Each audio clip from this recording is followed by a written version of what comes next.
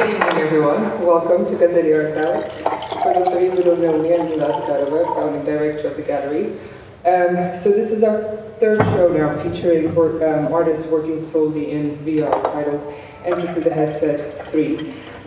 Exhibiting artists include Takeo Magruder, who's joining us on the panel tonight, and Bionic, consisting of Tom Cities and Zan Adderley, with Xavier Sol, who's right here in the audience, and Circa 69, whose artist name is Simon Wilkinson.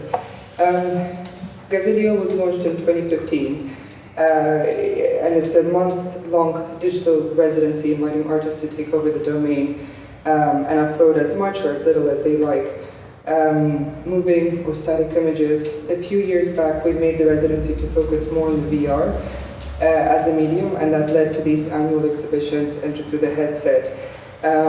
So this year, as part of our Tuesday Talks program, which is what we often host for each of the exhibitions, we've decided to host a series of them. So tonight, obviously, we kick off with the discussion on virtual reality. Next Tuesday evening, we'll be talking about augmented reality, and the week after, which is 25th of September, we'll be tackling artificial intelligence.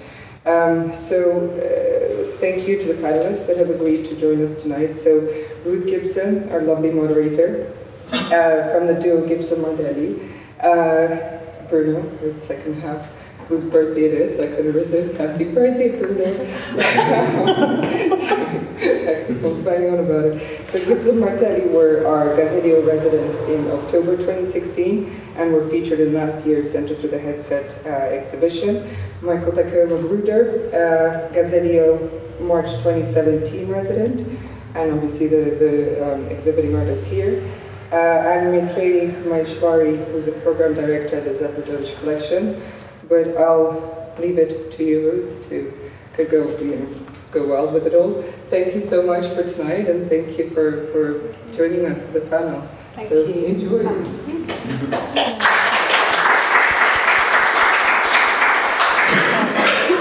Yeah, I've got all this, but maybe I won't need it. But thank you for the introductions, Mila. It means that I don't have to do that now.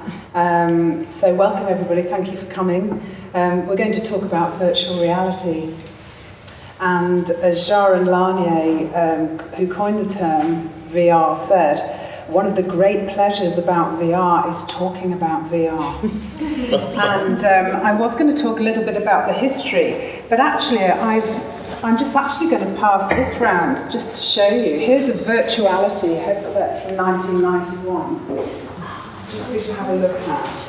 And then if anybody wants any light reading, here is a handbook of virtual reality, and inside there are some photographs of people, one person, with the virtual reality headset.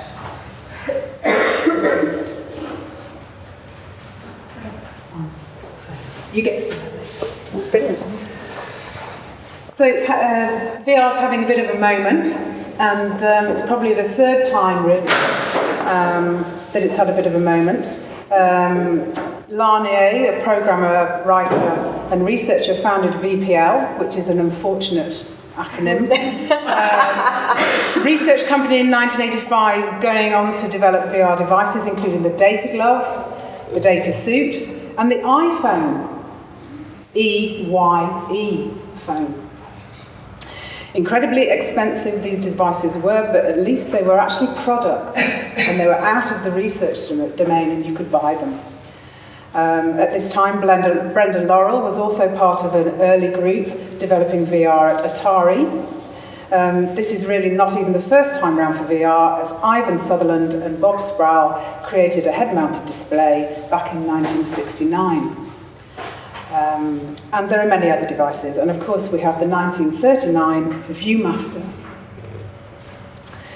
So, as I said, if anybody wants to know any more about history or any academic stuff, have a little bit of that light reading. And let's go over to the panel.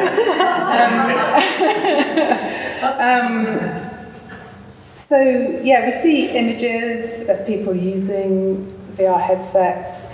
and elaborate goggles and different controllers that characterise the current equipment.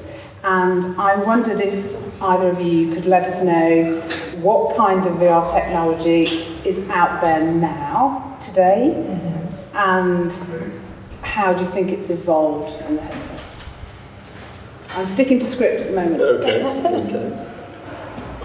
I don't know. Well, since, I guess, 2016, there's been a slew of VR equipment that's become commercially available. So it's sort of at a kind of prosumer sort of starting point, sort of financially. So, you know, anyone can actually afford to buy VR headsets and tracking systems for their home, for their gaming systems.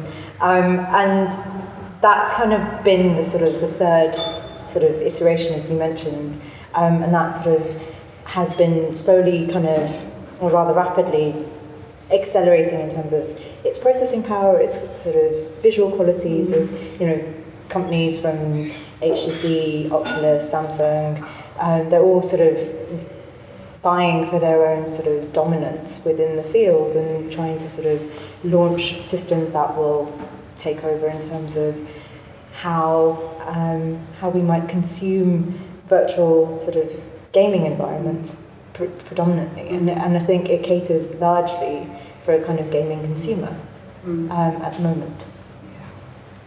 Although artists are kind of definitely pushing at what that environment might look like in the future. Do you want to say a bit more about how you think artists are pushing it? Or should we? I mean, we can come to it later, but I mean, for example, one of the artists that I'm collaborating with at the moment, she has taught herself programming. She comes from a painting background, but has used the virtual environment as a way of making both kind of physical objects and virtual objects, and she has been able to collaborate with a number of developers, not only on the technology, but also thinking about you know, what the kind of software is that she is using to sort of develop the content for her work. So she's kind of at that point where it's a kind of more collaborative process with developers rather than simply taking ready-made equipment and adapting it for her needs. I mean, I don't think that's... Well, It's not unusual. No, it's not unusual. I think that would actually be a good place to start with the arts, because regardless of medium, artists are always using technology, and they're always manipulating the technology for their own ends, which is a very personal thing, you know, in terms of finding the right media, the right sort of combinations of media to realize your idea, because I would like to think that quality artists, that it's concept first. You know, so we think about the concept we want. We think about sort of the end product, the experience, whatever that might be, and then we go from our sort of toolkit. We kind of like get the bits of technology that we know exist out there, but undoubtedly they always fall short. So it's always tweaking and modifying. So if you look at media art practice and how it's kind of come into the contemporary scene, I would say that with that, you get sort of the hacker DIY culture, kind of modding culture has always kind of been there as well. You know, and even more so when you have something like an emerging third generation headset. So, yeah. I suppose the thing that's, you know, from the VR headsets that have come out in the last 2 or 3 years, the next phase of that is to kind of think about more AR headsets. So Meta, Magically, all of those products that will be emerging later this autumn. Just Christmas. Yeah, exactly. Well, I mean, Well, the tragic leap I've heard. Yeah, I know. Yeah, indeed. But I mean, it is a good point and the HoloLens too. from the audience there about sort of, because just in time for Christmas, because one of the things that VR has always relied on is, you know, finding certain things at certain price points. I mean, I agree with you that we're still mostly in a prosumer phase, but if you think about, say, stuff like Google Cardboard, or even like, say, a more sophisticated version Samsung's work with Oculus, and they're providing this sort of like the headset plug-in, the hardware for that with like every new phone. And they've launched the S6 and things like that. That the price points are coming down, and that's actually enabling people to kind of try out the technology. So to buy a really expensive high processing computer. Yeah, or a really expensive phone to do it. So so that's why I would say I agree with you that it's definitely in the realms of prosumer still. But if you look at, say, maybe the best value for system right now are things like, say, PlayStation VR, because if you've already invested into a PlayStation 4, then the headset now, you're only looking at another like 220 pounds or something like that. We might come back to that, but actually I'd like to, Michael, can you tell me a bit about your projects that you've been doing? Because you don't just make work in VR. No, you're not like a VR artist. So, or can tell us about this work, or how you came to do this work, or. Well, this is actually one of the few works. The New Jerusalem piece is one of the few works that I've done which uses a headset. I've only released 3. And again, back to my statement about the right media setup for the idea. And I would think, knowing your work with Bruno over a number of years, you would probably feel the same way, that if we look at, say, the last 20 years of what's been possible in terms of VR and how we bring VR into a physical environment, or allow people to experience it, whether it's through an environment or a headset, that the headset technology, it's been around for a long time, but it hasn't been actually good enough, in a variety of ways. Technologically, it hasn't been good enough. The ergonomics, and for, a dancer, just hasn't been good enough in the past. And sort of different kind of graphic qualities, the immersive qualities just haven't been good enough. So there were other ways to realize ideas better, like, say, using multi-screen projection, basically hybrid cave systems, things like that, stereoscopic. There are a lot of other technologies that people like us kind of decided, like, okay, well, we have a headset, but actually, I'd rather use this because it's going to work better. For myself, the shift kind of came in Oculus DK2. Yes. DK1 was just like awful. It was interesting, but like, okay, we've kind of seen this, but it was interesting to see kind of all the problems come out in a more sort of mainstream development kit sort of way. It's like, okay, this is interesting. Not going to use this for an artwork in a show. By the time DK2 came around, it was like, okay, I can live with the limitations. And so I did this piece and a few other pieces on DK2. That was the first time after using headsets for like 15 years that I said, okay, this is ready for the gallery. And now sort of with the latest generation, with the sort of the commercial release of CD1 and then also the competing Vive Pro systems, we're at a level where you've actually got a very good experience, if the work is correct and is a good fit, that I think, it can be, a nice platform. Move for over art. to you. No. Michael, so I was going to stick with you. What about the content? Well, let's move beyond that and tell me a little bit more about your projects and the inspiration and where that comes from. So in terms of content, I always want to produce something that is born digital. No, I won't even talk about a specific piece. Just one piece, yes. Just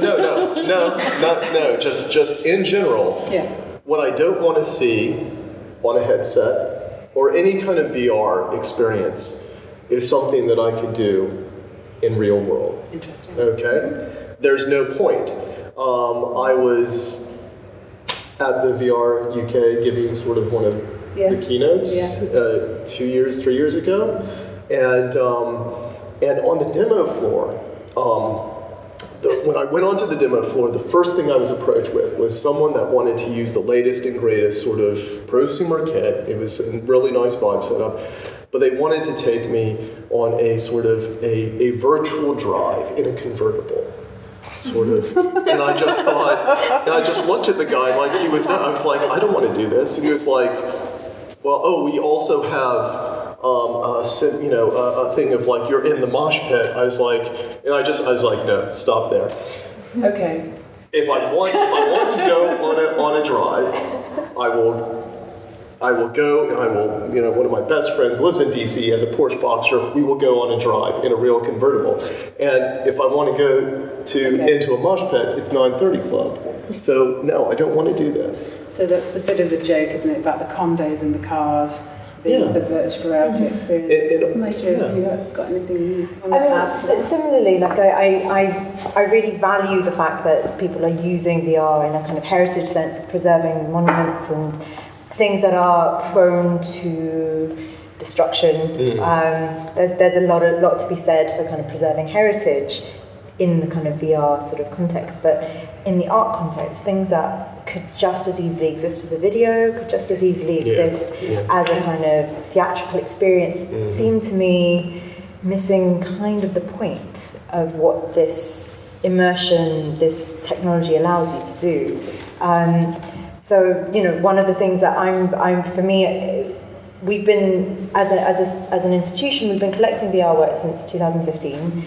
The very first works we collected were produced for the Oculus Developers Kit 2, which were full of glitches and full of things that just went kaput. But, we had them up in the gallery for 3 months, and every day was a new crisis that we had to solve with the work, and it was fine, and we figured it out, and we troubleshooted, and we had so much interest in people just being like, what is this? How do we use it? And wanting to experience something. And the experience that you get from it, so far, most of the experiences that I have found that artists are really comfortable with is thinking about, our brains are kind of hardwired for space. We have, in order to suspend disbelief, you kind of have to create a plausible architecture that you are entering into that isn't necessarily directly connected to the one that you're in, but is something that you can relate to sufficiently for you to believe the visual experience around you. And so most artists that I have been working with over the last 3 years have tended to use VR in a kind of really spatial way, and used it to kind of create alternative, almost fantastical sort of virtual realms. And part of that is also exploring, I suppose, the most common physical sensation of vertigo that you can achieve in VR. So that sense of either floating up or falling down, and this sense of kind of the terror. And it comes with this sort of, I suppose, the kind of the most extreme form of play, which is this sense of vertigo. Vertigo is that sort of kind of bordering on pleasure, pain, sublime experience. And that's really where a lot of VR that I've seen artists sort of make, that's where that's coming from. I think the next, and this is kind of... You're totally preempting the next question, but go for it. But the next thing for me that I'm interested in is seeing how people might allow you to embody that space differently. So the artist that I mentioned who's working with tech developers at the moment, one of the things that she's really trying to figure out is how to control time, how to control our sense of time in the VR space. So through motion, your motion as a sort of user of her VR space, you control the sort of unfolding and the reversal of time. So it becomes something that you become very, very aware of your presence in the virtual context. And that's kind of the first time that I've had that experience of really being in control of myself in that space. Seeing what my actions, how they impact on the environment around me. May I ask who it is? Is it Rachel Rossen? It is Rachel Rossen. Because there's something interesting about Rachel. I met her at MIT, and one of the other things she's done is she's come back to the body, which I think a lot is happening now, is a thing where we're actually really looking at the psychophysical self and all these things. And one of the things that she has done as well, and I don't know the material, I'm not sure, but she's actually used her body to start to fold sculptures in like perspex and things. So that understanding of the space within VR has made her think about her body and obviously think about time now as well. So these are, I think these are very interesting things that actually there are these physical artifacts, so to speak, from her experience of being in VR. I think that's... Sorry, I jumped ahead. No, you jumped ahead, so I'm just going to, maybe, I don't know whether I should skip back. I don't know whether to get onto business so soon. I kind of want to talk more about these unusual... Yeah, tell us about what you're doing at the British Library. Because you talked about archiving, and that's quite an interesting project, really, I think, in relation to archiving. Just to skip from the fine art. I've worked with digital archiving collections for years, and in my project, Imaginary Cities, which is going to be a big solo show at the BL next spring. It'll open up in April. So, yes, yes, indeed. No, it's but what I decided to do is look at the digital collection of maps, look at, say, the history surrounding these new digital collections of maps, of focusing on cities and taking them. Tracing sort of through using the digital assets to then kind of create these materials that will then be digitally processed. Some will go back to analog sort of digital physical objects and various sort of fine art traditions, but then other things are going to be, there's going to be a real-time kind of virtual environment that's created from bits from the map, from the various maps. So this idea of using the collection as sort of this living thing that evolves, and that evolves this city, that will be procedurally generated based off not only the map that exists online, but also the metadata that's constantly changing around it. So that weird kind of archive plus live data thing. So it kind of has its own almost like AI within it. Yeah. So it'll be bringing together a lot of things. And again, I think so. It's interesting being here because the New Jerusalem piece kind of was the seed that led me to the Imaginary Cities project. So there will be kind of like, artistically speaking, will be the next kind of iteration of that kind of line of my work. So this kind of labyrinth, another sort of labyrinth. Yeah. Can you tell me why you project downstairs? Because, well, for me... If anyone's seen the piece, it's the one that's in the far... In the sort of the space. Well, again, what I wanted to do for that piece, the New Jerusalem piece. So just for people that don't know, it was an installation that was part of my solo show, Decoding the Apocalypse, which was looking at sort of creative visions based on the Book of Revelation. Focusing on not only historical practice that looked at Revelation, but also like what would that be in a digital computational age. A lot of the work was death and destruction, but of course the end of Revelation is all about the coming of heaven, the heavenly city, the New Jerusalem. So I decided to realize that in virtual reality, because if you look at the text, and I collaborated with a world-leading theologian to make the piece, and we started sort of going through and dissecting what the text actually says. And you end up with this Borg cube that's the size of Texas, where things that just cannot happen in real physical space, So VR seemed an obvious kind of solution to use to explore it. And then in terms of the use of the projection and that versus the headset, well, it really was two things. So all at the same time. Yeah, all at the same time, and the sound environment, because so on one side to basically be true to the text.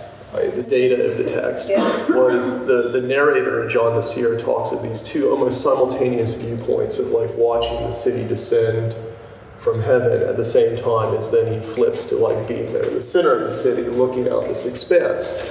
So this idea also struck a chord with me in sort of notions of illusion and immersion. If you look through history, like say Roman wall paintings, that's VR of the time, or like say the cave paintings at Lascaux, academics, people like Howard Reingold have argued for years that, that's VR. So where you have this, you do have individual experiences, but you also have this communal, collective experience. It's a performative experience with different actors doing, playing different parts. There's always a sound environment as well. So when I was creating that installation, I thought about, okay, well, I want to stay true to the text and the ideas, but I want to also add in layers and kind of the history of VR, not just what most people think of VR and technology, but getting to these ideas of illusion, immersion, sort of like multi-sensory and performative elements. I mean, there's something kind of interesting, about that, of also the way in which when we are, how you lose yourself when you're in the VR. And so there's something kind of really interesting about who's watching whom. And like you're immersed in an environment that you are no longer aware of your physical space, but and then there are other people watching you in that space. And there's something kind of wonderful about setting that up within, this person who's immersed inside your city is also projected or kind of like set up against an outside view of the city. So you've kind of got the outside looking in and the inside looking out, and the sort of contrast between who's the observer and who's observed. And I think there's something really, I mean, for me, there's something really theatrical about that conversation between... Absolutely. I mean, on a personal note, I'll chip in, because for me, that's the thing I enjoy the most, is actually watching people in VR, and that sort of relinquishing of sort of, in some ways, control, and also of, just like no self-consciousness somehow, because you're in this other world, yet you're not, so it's totally that kind of surrender in a way, surrender to the system in a way. I think maybe we might talk about that. There might be people in the audience that want to talk about that. Well, before we do that, just a couple of questions.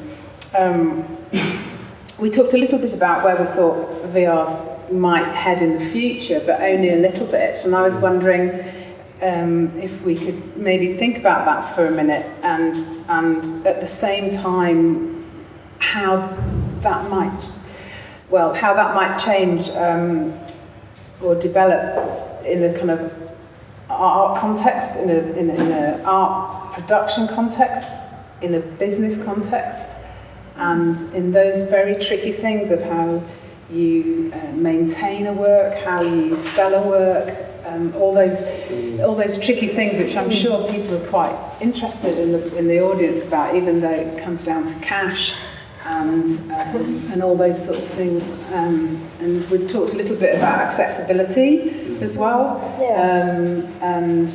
had a conversation with Alex about that. You might not have to go to a gallery to see something. You might be able to buy it, like you might an app. On Steam or something, or maybe it's specific that you have to go to the gallery to put a headset on. So anyway, I'm jumping around, but if you want to pick up on any of those things. Well, one thing, going back to the thing that we were talking about before, but which I think might relate to where I think the technology might take us, is this idea of networked experiences and how we might be able to share a virtual experience with more than one person and interact with each other in a virtual space. I mean, at the moment, one of the limitations is that we don't have the processing power to be able to do that quite so effectively. We don't have the networked, you can't do it off your Wi-Fi. Well, my Wi-Fi is definitely not good enough. But, this idea that you might be able to collaborate or interact with someone in a virtual space and use that environment almost as a kind of operating system to create something new within the space, rather than having it be a prescribed or authored space. So actually kind of creating a virtual environment that could be authored by you, the user, to some extent, I think would would be where I'd see that going next, or eventually. Because at the moment everything is an experience, and it's you have to enter my world that I've created for you. And it might turn into something that maybe feels a little bit more like Second Life eventually. I was going to just say that. Second Life, but kind of gone through Oh, that. less hokey. Yeah, and the gaming, of course, the gaming, it's a little bit like music in the sort of, with technology is always pretty much ahead of things, and I think the gaming group can meet each other, of course, in those spaces already. So, but actually, sort of VR chat and all these things are a bit clunky. But Michael, do you want to say anything else about that? Certainly, like just the multi-user aspect, because it's very, very singular experience. Is definitely an issue, and user-generated content. Yes. And in terms of, say, screen-based VR, we've all seen that. I mean, I did a lot of work in Second Life, and a lot of the projects I did became really well known. And then I transitioned to Open Simulator to try to get away from the horrible commercial draconian things of Linden Lab and Second Life, which was not a good fit for artists and creatives, or people trying to collect or buy and sell. So many people did it. But the desire was there, and at the time, the reason that I went into those systems, I mean, they were very very low from a technological standpoint. But the thing they had was user-generated content, and it was truly a public, open, collective space.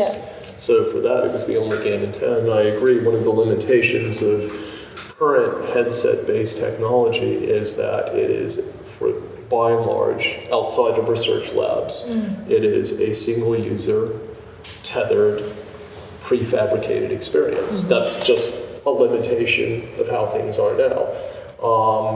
When those limitations start to get eroded, then I think we'll see the next generation of VR works. The things, the few good works that have been produced within the last, say, 5 years that use the existing technology, I think those will be seen as, historically important, because, it's part of that conversation of the history of our using VR technologies. There's certainly a lineage of that.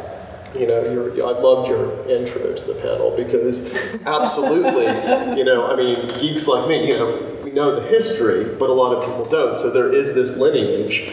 And, I do hope that a lot of the works will be bought and preserved. It is going to be a challenge, Well, the redundancy factor, technological redundancy, is so prevalent. I mean, but it's prevalent not just in this, it's everything, so... As a collection, we've got so many works that we've had bought on Betamax or VHS that had to be digitized, and it's like, well, where's the integrity of the work? Is it in the medium? Is it in that materiality? Is it in just the content? And were the artists simply using the technology that was available to them because that's all there was, or was there something really specific about the kind of the grain and the sort of the look of that technology? And then I've definitely had artists come to me and say, I want to show this work, and then you got to find a VHS player. I'm not having it digitized and shown on DVD. And I'm like, where am I going to find a functioning VHS player in 2018? Turns out my parents have one. It's fine.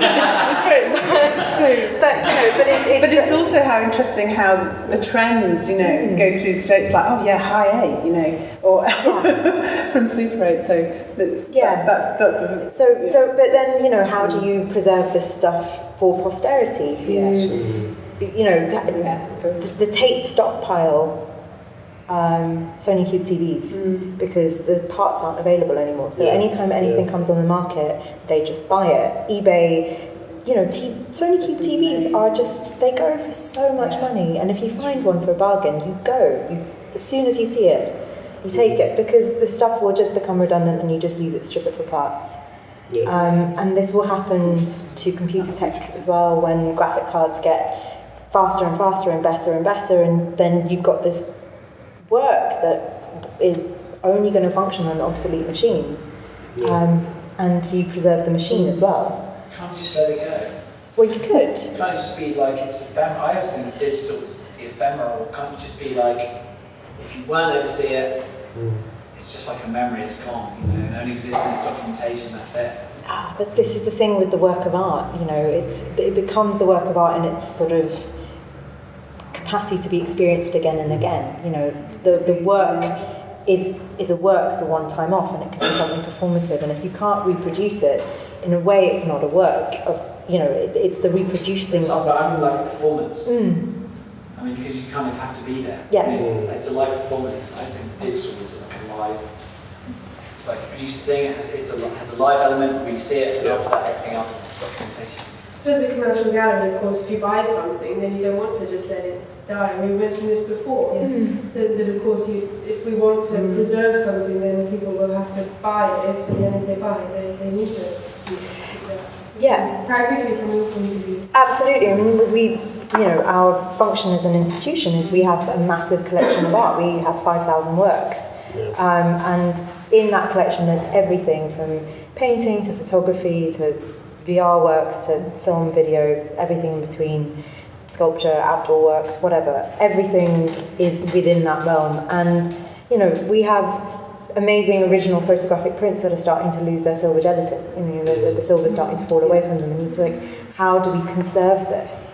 Because we're custodians of the work. We're not we own it, but actually this is going to belong to someone else. And when the owners pass away, they either hand it down to their children or they gift it to someone. This is a process of taking and giving. It will have a life beyond the current owners of the work. So how do you preserve this? What is our responsibility as a collection to conserve and look after? And the conservation of the digital, what's our responsibility in terms of, finding secure, demagnetized spaces where we can have these things that won't get destroyed, they're temperature controlled, the kind of basically setting up our own sort of server space. That's not a responsibility everyone can take. No one's going to, keep climate controlled conditions for looking after a flash drive. But we have, several thousand flash drives sitting in the collection thinking, this is what the artwork's arrived as. What do we do with it? And what happens when the USB stick is no longer the mode in which people, give us their artworks? It's almost sort of organically happening that people are chipping in from the audience. And just to... maybe this is a slightly personal thing, but we'll come back to Jaron Lanier just to full circle. Expresses when he, after decades of experience with all things virtual, is still captivated. I love this from the Dawn of the New Everything recently, and he said, most people, he writes, lose touch with the thrill of VR after the initial novelty, if they can't interact and have an impact on the virtual world. Even a baby step of simply holding out your hand and seeing an avatar's hand that is still you, still responsive, still agile. This is a joy in itself. I never get tired of it. So I'm going to throw that out to the audience about ideas of embodiment. Have you, or any comments really, but for me, I'm really interested about people's experience in VR, embodiment, out of embodiment, surrender to the system, death anxiety, control, all these things that are coming up, which I think are super key about this work, and as well as all the fantasy and the being able to fly and all these different things. But I just want to know what you want to say about that, and then we might come back to business, Mila, because we might ask you a bit of those questions that we just talked about. But yeah, have you got anything to say about yes, please. So Alexandra, I am the founder of Immersion, and it's a universe in web VR where it's going to be filled with planets, and the first planet is Earth, and you're going to be traveling through news and documentaries that are immersive themselves. What I find fascinating with immersive documentaries is it's the news like you see today, but you're really there. I remember one of June from Swedish media, the Moderator, was in the Gaza bank, and we were in the middle of the fight.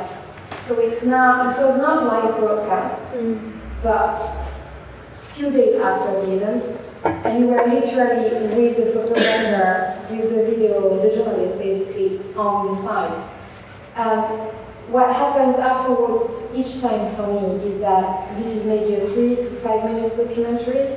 I want to find out more. I want to understand what's going on. I want to read about it. So I'm no longer a victim of the news that's coming to me. The images are so powerful because it's like I am here, that I want to learn about it, really understand it. So it's a kind of switch for change, and it's interesting because we haven't talked about narration or documentary or 360-degree cinema, which might hark bells in some people's. Brendan Laurel, virtual reality, what is virtual reality? Maybe we can discuss that, but it's obviously had a profound effect on you. And you feel within that world, and you're experiencing that in a different way, in the same way perhaps you have with handheld cameras and so forth. Yeah, and other people have. So it's been, there's a very famous documentary called Cloud Sidra, reporting a little girl that's living in a refugee camp, refugees from Syria. And they have shown that at a UN meeting, I think it was, and they managed to get, so there was a need for getting money, and they managed to get twice the amount of money because people really felt something stronger. Other than that, I thought the art of the flowers downstairs, the sunflowers, very simple graphically, but I think it's all about embodiment. But that triggers an environmental shift, doesn't it? You are the sunflower. You are suddenly in there. Yeah, no, lovely. Thank you, that's great. Anybody got anything else to say? We can move on from embodiment. You can start talking about documentary if you like. Thank you. Yes, I was going to move on slightly. So, in my mind, the one big question I had about VR was it's almost one question that has two prongs to it, which is how virtual reality sits in the wider art world. So I just wanted to know, on one side, is there the sort of barrier have you experienced about how it's not accepted by the wider art world because it's something new and other, some galleries actually like this one are very accepting, but how's it felt in the wider world? And the commercial element is in that as well, hard to sell, etc. And the second side of that would be, is there a positive of not being seen as fine art, almost being something novel? Because I know in the last enter through the headset, I think I was talking to maybe Mila and some staff here, and some of the guys who designed the work laughed at the fact that they were seen as artists. They're like, well, we're not artists, we're programmers, it's what we make. It just happens to be seen as art, but that's not who we are. And I just wondered, on both sides, how your experiences can reflect on that.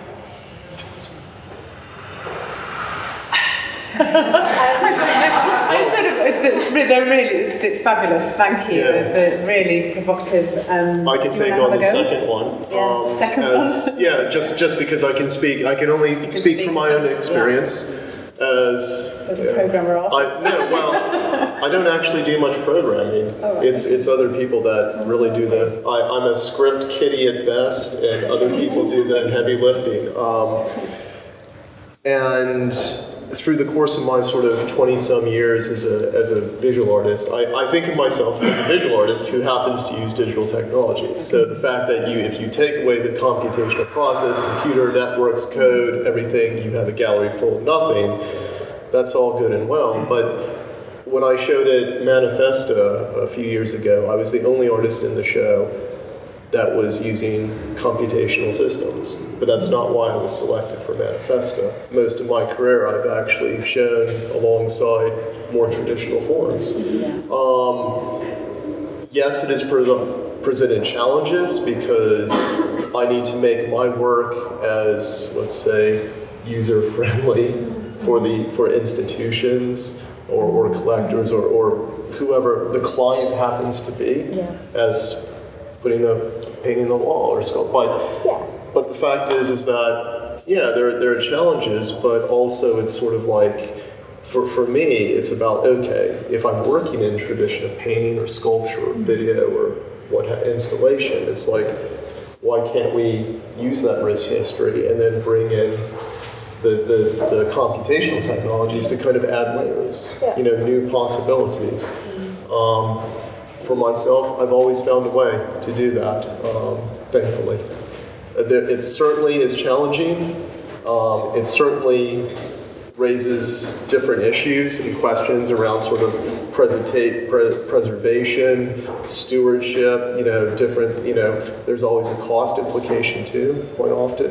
But luckily I've always personally been able to find ways to kind of get around them, move forward and do what I want to do. You touched a bit on sort of maintenance and things like that, and preservation. Also, as a space, we this year set up a permanent sort of home for showing VR works. So every month there's a rotation of a different work. It's on for a month. And the idea was for me to be able to, it's basically my device for having research time. So I get to find artists that whose work I want to see. It's like, I'm just going to program it so I can understand this work better. And that's my strategy, and I work somewhere where they let me get away with it, and it's fine.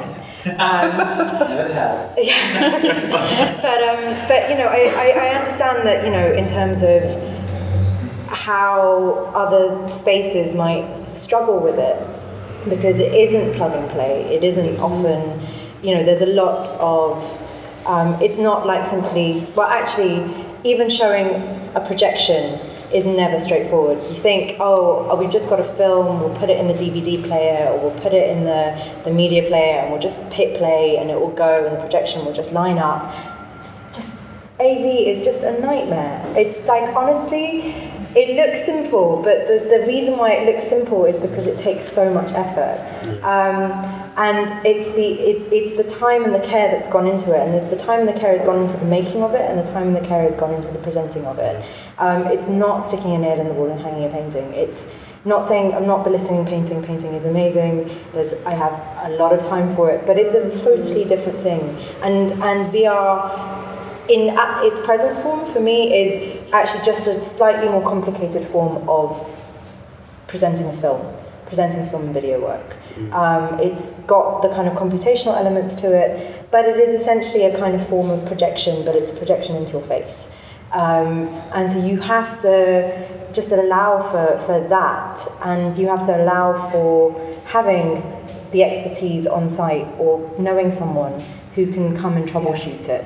But I think it's really growing. There's so many commercial galleries, even in Mayfair, have been showing VR works recently. It might be just because of the novelty factor that it is still such a new medium, and people are excited by it. People see it as an experience rather than maybe as an artwork that has its sort of root in the form meeting the content, and the content and the form being married together. I think still the novelty factor of it means that sometimes you're just getting things that are like in love with the medium and not really using it appropriately. But sometimes, the next work that we're going to show is probably one of the most controversial VR pieces that I experienced last year. It's a piece by Jordan Wolfson called Real Violence, and it was shown at Sadie Cole's, and it's essentially a 360 film where the artist is shown beating a figure on a street corner with a baseball bat, and you are this horribly passive viewer of this experience, and it completely removes any sense of agency from you as a participant or an observer. You just have to watch this violence in front of you, and it's entirely dehumanizing and incredibly funny. And it was just, I literally spent 2.5 hours after having seen this talking to anyone I could talk to who'd also seen it, because it just was, I didn't like it. It made me feel sick, but I was just like, but this has done something. And it, like you're saying with the documentary, it does something that you can't quite fathom because you've not seen anything in that way before. And so, given the opportunity, of course we're going to show this work. it would be stupid not to, because I think people do need to understand the kind of capacity for empathy or the lack thereof that VR facilitates. And I think that's why it's really nice. We're at that point where people are just excited about it because no one's really figured out what it can do yet. It will get boring at some point, but maybe it won't. Maybe it'll just keep growing. Have you got any more comments? Yeah, coming back to the embodiment. Thank you. Embodiment part. I think that there's a little bit of there's a lot of people that hasn't experienced VR yet. And when they experience it for the first time, it's something mind-blowing. It's a little bit like when the first people that was watching how the train was coming through a screen, they just ran off. It feels like it's going to come down here. Floating, a flying train. But they felt that they were in that scene and they had to run, otherwise they would be hit by the train. In terms of so what VR gives you the opportunity beyond the amazing first moment that you're experiencing it. For me, as an artist, it's like what you were saying about that you are part of it, and then you have the possibility of not being part of it. So I think that in terms of it's depending on the artwork and the narrative and depending on the piece, but it's putting you in and out depending on or can you put you in and very deep in there until you find that you're kind of on your own. Otherwise, I mean, it doesn't matter, you're surrounded by 20 people. But on the other hand, you've got that passive thing, which is I'm a viewer, that I'm like watching a film, and I just look around and it turns out that there's more things to look at. As well, I think that there's a difference between, for example, commercial work and artwork. Yeah. The responsibilities are absolutely different.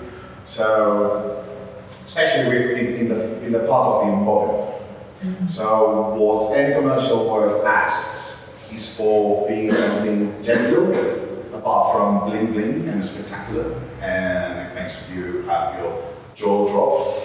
But you have to be in a stable place. If you can put a platform, much better. That doesn't matter that you don't have virtual feet. You feel you are on something like a convertible, or like so. You got that secure, safe space. Because no client wants the potential customers to get this, and it reminds me as well when it comes to the controllers. It's like a Wii. At the beginning, you're like, yeah, you're seeing your hands. How cool is that? After 5 minutes, if you don't do anything meaningless with that, that's it. The effect is gone. In the art world, and I see ourselves as the responsibility that we have with that media that is not that mirror, is to put the boundaries of that. So, what is like a must into doing something correct that the mainstream can enjoy, that's not our job. I think that artists today have the responsibility that now that the technology is good enough and it gives you the possibilities of doing something that is out there, that is a change. I mean, the conversations before we started, we talked about phobias a little bit, and how you could overcome them by introducing this into this particular space. I mean, not necessarily going into the medical aspects, but those kinds of things. And I've been in a situation where I've become an old person, for example, or I've become like an Indian dancer, or I've become this, where I've been able to inhabit a different person's avatar. And you know, these experiments are taking place, and this idea of change, and the fact that you were so surprised by the violence, and it was extremely, I mean, it's interesting though, there's things that are extreme sometimes are funny when you're very nervous about them, and so maybe we're in this medium we're accessing sort of kinesthetic or something about touch or something that somehow we're curious about that we've not really found yet, It's that reaction sometimes. Maybe it's just me. If anyone else has ever experienced going to a funeral and not been able to respond appropriately and found themselves laughing because it's theatrical. Because it's a drama. It's theatrical. It's a drama, and actually I don't know how to behave. I haven't learnt those social codes, and I know that I'm meant to be sad. But I think there's something really like powerful about that opportunity to experience emotion differently that you get in a virtual space, and to not have to maybe conform to prescribed codes. Like, we all know how to behave in a hospital because we've watched enough hospital dramas to know that this is how a hospital works. It's all learned behaviour, but what if you could unlearn behaviour? And maybe that's something that VR allows you to do, because you get to embody something differently. I think this is key, and there's lots of people nodding, and maybe there's people that are not nodding. I think this is key about the unlearning, and there was this interview with Mel Slater, who's a scholar in this area, and he was talking about how the fact that dancers find it really difficult to let go in this particular space, and I think it's that unlearning of movement, unlearning of your training, unlearning of habits, so that we can access risk in this very cradled space. Because it's actually a very safe space where we can do anything.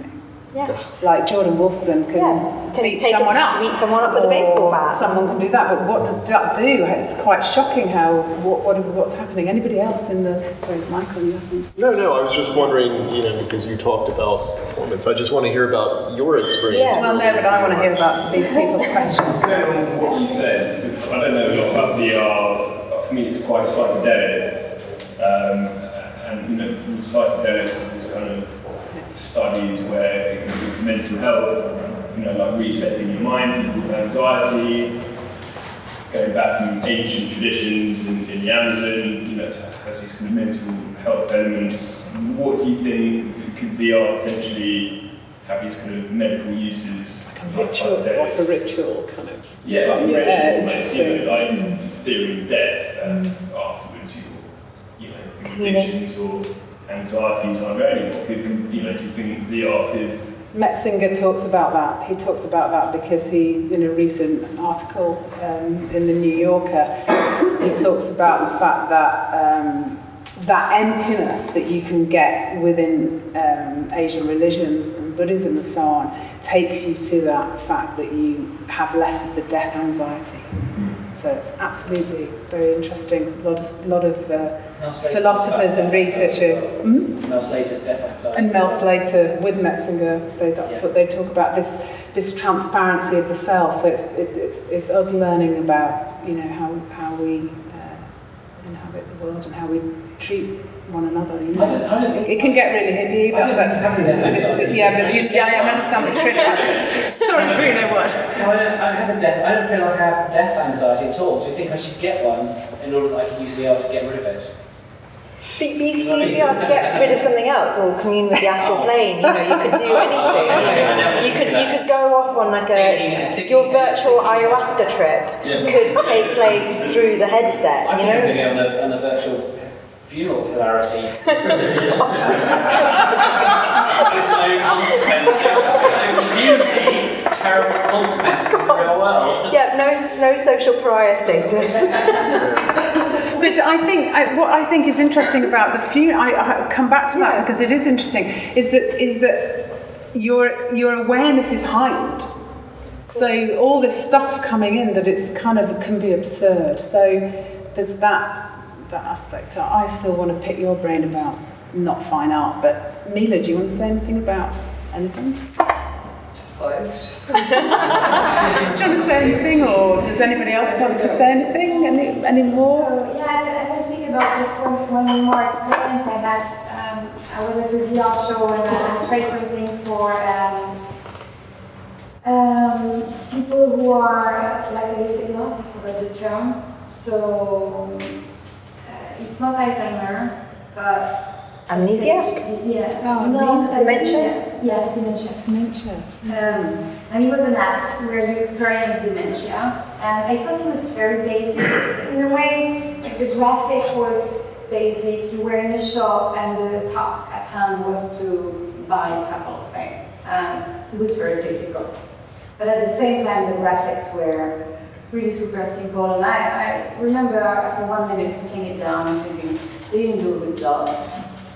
And then 2 days later, I'm at the Heathrow airport, and I see a woman that looks a bit lost. Yes.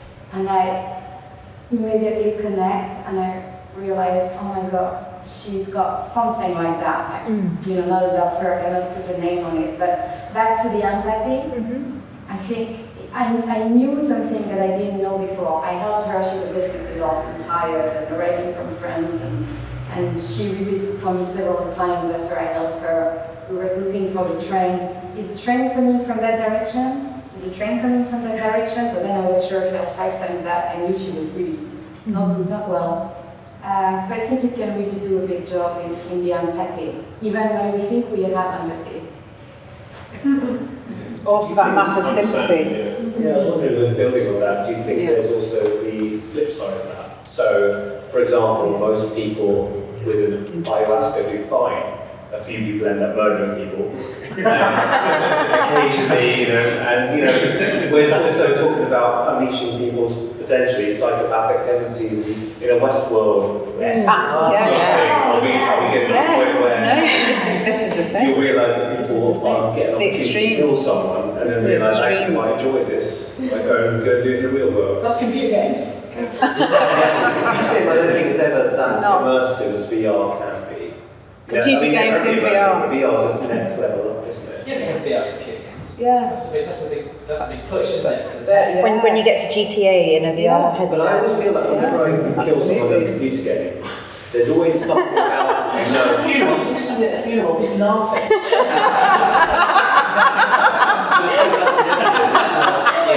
Never gonna live. No, I won't let it go. When you kill someone in a computer game, it never feels real.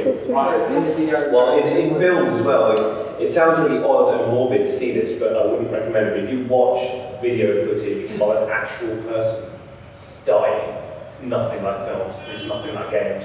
It actually looks very wrong to human eyes. And I think there's a reason why games and films are done that way, because to kind of separate them. With VR, especially the graphics get even better and better as video games are getting there.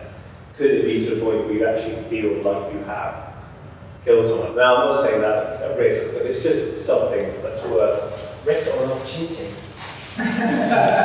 There's something there that's very interesting for me, because there's the immobility of a person when they die. So it's something to do with movement. And that's... And this is the embodiment issue again, because life is sort of indicated through movement. Yes, so that's a very interesting comment. Thank you. You should look to see a play by Jennifer Haley called The Nether. She brought it over here to London and did it. It was Headlong produced it. Amazing play, great production. But her setting is a virtual environment, which is pretty much, it's reached a point where it's indistinguishable from, say, real world. And when you're in that, it's what she's asking is, okay, ethics, responsibility, all these sort of things that are predicated on a real world space. What happens when you start embracing that in the virtual space? You know, when do things become wrong? So you should look into that. It reminds me of that, was it the Black Mirror episode, so White Christmas, where they create a replica of the person who's thought committed a crime and torture that replica in a virtual environment. This question of, is that ethically right? Because technically it's just a virtual replica. But if it's that close to being human, then it's... Yeah, it's good. Thank you for looking it up. Yeah, it's very interesting. for me, that starts making me think about politics, and let's not get onto that. But it is important to actually... Because it's, yes, is it really to bring up is it false, is it, But I think it's really important to bring up these potential negative issues. You think about, because a lot of my work is dealt with sort of media and the construction of history and construction of realities. And yes, of course, we can use the emerging technology to build wonderful things and experiences, but also you can use it as systems of control. And we have to keep that in mind. It's like, the experience, the documentary, but what if you create a documentary that is actually propaganda, that is a mistelling of history or an event? When we've gone through phases where all of a sudden, the color equals truth, that whole sort of thing, and media theory, like, take that and extend it into the virtual experience. What are the ethical responsibilities of anyone who's developing something in the virtual space? Do you have an ethical responsibility? Should there be an ethical code in a way? You have like a virtual reality police, if it really... That's great. Exactly, because in a way, all technology, that it's not for nothing that the internet is for porn. This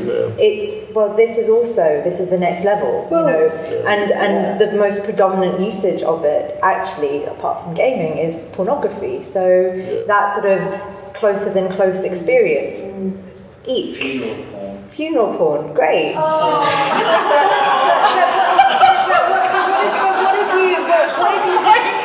What if you could satisfy in the way that the internet can satisfy any kink? You have your kink and you find your community that shares that kink with you, and you're suddenly not an outsider anymore. You found your grouping and they share it. And that sharing of that experience is somehow validating, and yet it could be criminal, or yet it could have an aspect about it that is completely... This is a very anthropocentric kind of idea of the virtual reality space, and I think Yarnani, Ruth, he talks about being like a lobster. I think one of the things he wants to do in VR is be like a lobster. Be another being. Lobsters have claws and lots of limbs, and they do all lobster. And he wants to have that experience. He wants to go, instead of just, he's like, this is idea about, it's one thing we just explore all human possible things you could do, ethically, unethical, but there's also, what about all the other stuff, which is like totally imaginative, where what happens if you were an octopus and you were having an octopus type? You get to be your spirit animal. Of course. Right, there you go. And that's lovely. We can all think about that. But that's great. And Lania is, like that. But going back to what you were just saying, I've just finished a research project with 9 artists and programmers where we made it a point, because we were all making VR prototypes, that we'd actually meet in Facebook spaces online, and of course our gazes and what we're doing could be recorded. So, and it was and it's interesting. I started working with VR as Facebook took over Oculus, which was a very sad day for indie developers. And now there's that. So sorry to bring it back to the dark side in a way, but it does. Who's following, who's watching, and how can we turn it off? You're thinking of very, something that I find very interesting, because all this technology is owned by private companies. Yes. And actually, for example, Kinect has stopped being made. That's right, yes. And there was a whole argument about how many works of art made with Kinect. Many. And because it was owned by Microsoft, and Microsoft just stopped doing it. Like, why? There's I don't know, what would happen if that happened the same thing with Oculus? And it's 5 so. But there's also something interesting there which feels kind of, in some ways, innocuous when you first start to think about it, oh well, Google's going out and they're, you know, making all of these sort of maps and sort of photogrammetric sort of models of historical sites, and they're producing this whole sort of wonderful archive that the world can share. But is that not a sort of techno-colonialism? Because it's suddenly the heritage that belongs to a place and a people is now suddenly not belonging to that place and those people. It's owned by Google, and Palmyra doesn't exist anymore, but Google has Palmyra. Is there a danger there as to how these corporations, you know, what is the responsibility, you know, in terms of the data that's being generated and produced and collected, and you know, do we need to have those questions before we start making the content? It's interesting that the tool makers, yes, it's interesting. But the tool makers have this. I'm very opinionated on that. And there's a reason why I'm building a web universe. It's because you can't build that in Oculus. If you do, you're basically saying everything VR belongs to a company, exactly as we just mentioned with Kinect. And I think VR should be like the internet. It's like any website or any content on the internet. It belongs to the content creator, and it should be accessible to everybody. And right now what's happening, because we are early days, is what's happening each time the manufacturers are coming with innovation, they're all fighting for who is going to own the ecosystem. I think, like history has shown in the past, it's not going to work for them, and some people are going to disrupt, because it should be something for everybody. Like, you know, for music in my modern times, for music, you know, every manufacturer had a music app. And in the end, Spotify and a couple of others won because it was multi-platform and people want to have music from any device. So, I think Oculus should be open. And the best devices don't always win. No. In the case of Beta, Max and VHS. I mean, you know, I still have a mini disc player. You know, I've been it's great. It's great. Anyway, relic past. I think maybe we're done, unless anybody else has got any more questions. Thank you. That was really great.